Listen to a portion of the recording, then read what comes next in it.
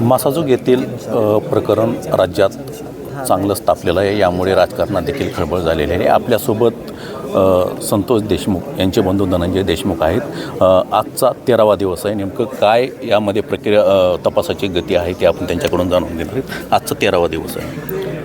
आज संध्याकाळपर्यंत आपण सर्व आरोपीला अटक करण्याची काल प्रामुख्यानं मागणी केली आहे. जे मुख्यमंत्री साहेबांना जे निवेदन केलं होतं काल, त्याच्यानंतर मी अशी मागणी केली होती की जे आरोपी आहेत, मुख्य आरोपी, सहआरोपी आणि त्यांना जे त्या गुन्ह्यामध्ये आरोपी आहेत त्यांना सगळ्यांना अटक करा अशी मी मागणी केलेली होती. एकंदरीत ह्या गुन्ह्यामध्ये 7 जणांवरती केस पोलीस ठाण्यामध्ये गुन्हा दाखल आहे. त्यातले 4 आरोपी समजा ताब्यात घेतलेले, 3 आरोपी अद्यापही फरारच आहेत.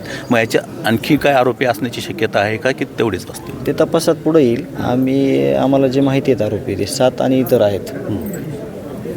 त्याच्यामुळं ते सर्व आरोपी अटक करण्याची माझी मागणी आहे. काल फडणवीसांनी जे पोलीस अधीक्षक आहेत अविनाश बारगळ यांची देखील बदली केलेली आहे. ते त्यांचा विषय आहे तो की त्यांना काही अडचणी येत असतील किंवा त्यांना काही जसे तपास हवा तसा होत नसेल त्या हिशोबाने त्यांनी ती बदली केली असेल. आमची मागणी आहे की लवकरात लवकर तपास करा आणि आरोपीला अटक करा. मग ते त्यांचा भाग आहे तो त्यांच्या तपासाचा.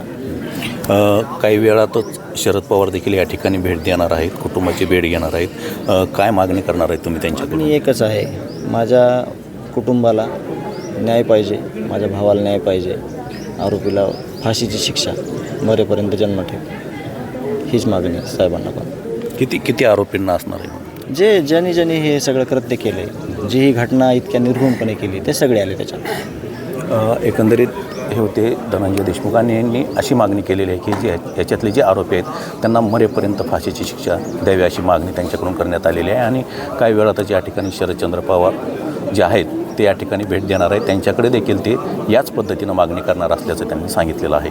रोहिदास हातागळे, मुंबई तक, मासाजोग, बीड.